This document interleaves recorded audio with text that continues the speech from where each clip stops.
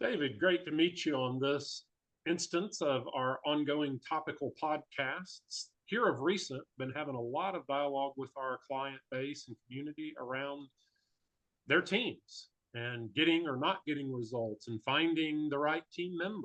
And so, sure, there's some valuable insights that you've been gleaming and sharing with your clients as well. Yeah, absolutely. The way we scale our business usually is with people. So it's important to get the right people on the team. And working with a few folks right now. I've hired a couple, and actively helping with the interview process with a few other clients right now. And the concept of, gosh, what are we really looking for in the interview process? How do we handle an interview? What kind of questions should be asked, and all that? And so it's a great topic of conversation today. Certainly, we in the recruiting process, we get resumes and applications, right? And what do you get out of a resume? Like, what is that telling you? Some very basic information, work experience, and not necessarily how those things were performed. Although certainly we'll see some where they have accomplishments or some things that might give us some insights to their actual abilities to leverage their knowledge and their background to hopefully, perform a task with some level of, I think about management being kind of that mid tier, being about their proficiency and their efficiency, kind of. And that seems to be a resume: is I did this for this long, and here are the things that I accomplished, and maybe what my interests are as well. Right.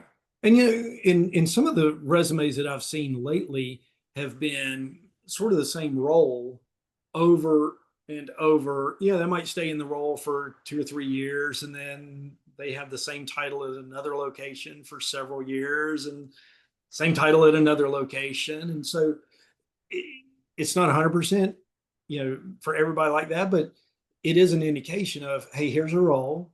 I'm good with the role. I'm just going to keep doing the same thing. So if you're interviewing or recruiting for somebody to just kind of come in and maintain, like, that's a good indicator. It says they're not necessarily growing as an individual with their own skill sets and being promoted, and taking higher and higher roles. But if you're looking for somebody that's innovative and growth oriented and learning and improving, like, the resume will indicate some of that. And That's right. I wouldn't suggest just trusting the resume. You can call and ask,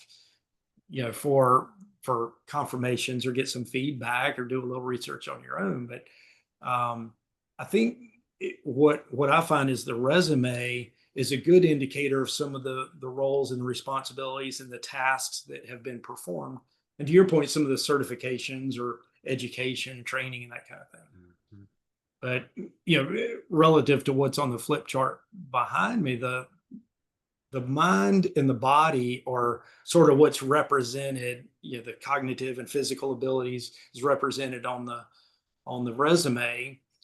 But in the interviewing process, I think what we're really trying to draw out through questioning is the heart and the spirit of somebody. Heart being love of other people, and the spirit being love of life itself. The optimism or the drive kind of thing. So, have you come across that in some of your conversations or your past business ownership experiences yourself? Absolutely, absolutely. And I think it's a really good thing to be thinking about on the front end as well, as far as just the content, the type of description that you put out there. We talk about positional contracts or job role clarity.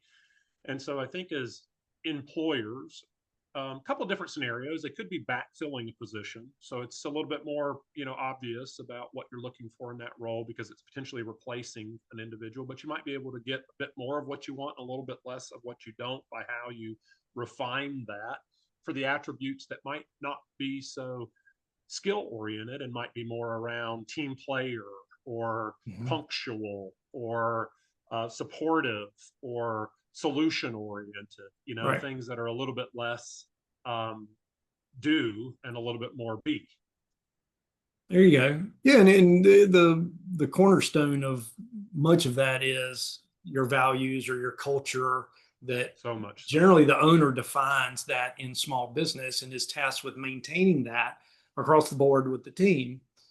And so the interview process, if you think about when you're going into an interview, what are you trying to learn and draw out, and then choose questions that will draw that out. Um, some of my favorite questions might be, hey, why do you think you're the perfect fit for this role? Or, gosh, Matt, what do you like most about the last company you worked for? What do you like least about the last company you worked for? Mhm. And those are what's called open-ended questions. They're not yes, no answers or single word kind of answers. It draws out more of a conversation and gets people talking. And you and I both know if you get people talking, they'll tell you a whole lot more sometimes than what you expect to hear. But it'll give you a lot of insight as to what makes them tick or what inspires them, what they appreciate. It will draw out what I tend to listen for is the positivity versus the negativity. I mean, even a fun question is, hey Matt, on a scale of 1 to 10, how lucky would you say you are? And if somebody says, oh, probably No. an 8, Oh if yeah, they that pick a yeah, high that number, one they're I'd be like, like, okay, I can work with that. Yeah, great, yeah, because yeah. challenges come and A go, little and optimistic things don't though always there. go, but it turns out okay. Like that's what I'm looking for in a team member. But if somebody, 2, man, if it's going to happen, it happens to me. Mhm. Like Another example of that's that, David, not that you, yeah, and you made me think of too, open-ended questions.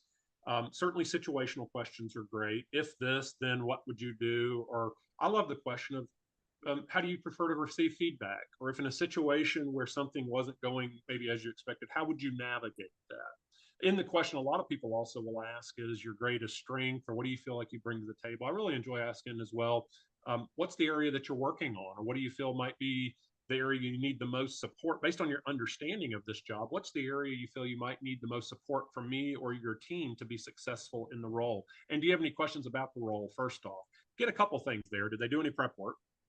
Yep. Have they done any, right? But then also, if it's uh, very reactionary, right? Like you talk about why'd you leave that employer? Oh, well, my boss did this and my boss did that. And there wasn't anything in there of, well, based on what I was looking for. And so if they're going towards something versus running from something, those open-ended questions can certainly help us get a feel to that.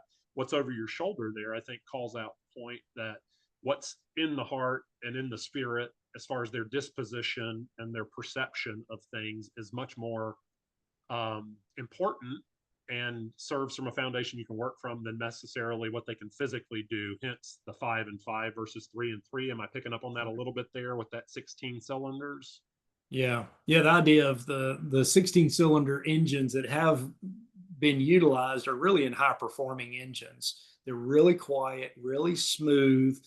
And that's basically what we're looking for in the teams that we create within our businesses. And so relatively speaking, yes, a person really needs to be physically able to do the work and mentally capable of doing the work. But I guess what we're trying to drive home here is that the heart and spirit really have a bigger influence, because if they've got the right character and drive, what is the phrase you Yes, you like to hire use? the heart, train the brain. There you go. So with if they've got the right heart and spirit, they are ready and willing and eager to learn what needs to be done to be a better employee for the Yes. company. And So I think about a question that we ask with clients is we're doing a two-way between us to them and them to us. One of the questions that we're assessing, both from our vantage point and ask them to assess themselves, is, are you coachable? Now, the are you coachable question is kind of an are you employable question. mhm. It means, are you able to get aboard with a shared vision, a corporate mission, and that we can work together to be multiplying versus just addition, right? The individual parts Yep. don't just add up when a team is working together, and you have a positive culture. Culture can destroy or make a business. Would you agree? Absolutely. Absolutely. And fundamentally, in so many of the culture statements, the value statements of the companies we get to coach, there's something along the lines of, you know, innovative, problem solving, learning, that growth mindset of self-improvement. And then if individuals are improving and learning and growing, then certainly they're going to apply some of that within their roles in a business, so the business continues to grow. So those are the things I think in the interview process, being real intentional about the questions we ask that will draw out some of the qualities of the heart and spirit in particular in the conversation. So that statistically we're not going to make perfect decisions when it comes to hiring, but we can lean into doing things that will help us make better and better decisions. Absolutely. I think that's the main point today in the interviewing process. Yeah. And two final nuggets I would share, and then ask if you had one more you might share in this particular episode. And team is such a big topic, and getting the right culture within a business is such an important topic. We'll certainly have some additional talking points on this in future podcasts. But two that come to mind for me, first off, is as people are looking to add team members, don't be afraid to post a couple positions. Other than the time to write job description, it really doesn't cost anything. So, for an example, if I'm working with one of my trades clients and they're looking to expand their field service team, we have a couple of options of how we go about that. We might need the right hand, the laborer, the person that's newer into their career and is looking to establish a skill. So we can go ahead and post for that and see if they're out there. Might also be great to go ahead and have that individual that's independent, has potentially been in the trade for a long time, maybe even had their own business, and they're looking to do something different. They're at a point where they're at a crossroad. And so I encourage clients to go ahead and post both. And it's always going to be fruitful to get applications back with a well-written job description. And I think it's also a very good practice for a business owner to keep a folio of applicants. So you're always hiring. And if you have enough descriptions and enough detail based on a clear understanding of your work needs and your workforce needs, then you can, every 365 days a year, you're hiring, regardless of what's going on within the business. It's so true. Continue. Yeah. Fantastic. And anything you'd top that with? Well, just get busy doing it. Like the way you get better at interviewing and hiring the right people, it comes through repetition, getting, that practice. Just the interview process. Nothing says that you have to hire. Like you may want to hire, but this is an interviewing process. And as owners and hiring managers, anybody can get better at that craft in itself. Yes. So hopefully it's been beneficial. Yes. Hopefully good things so. And stay tuned for the next session. We'll be talking a little bit about the topic of interviewing and even the topic of a working interview. If you're not familiar with that concept, check us out. Talk with you soon, everyone. Very good.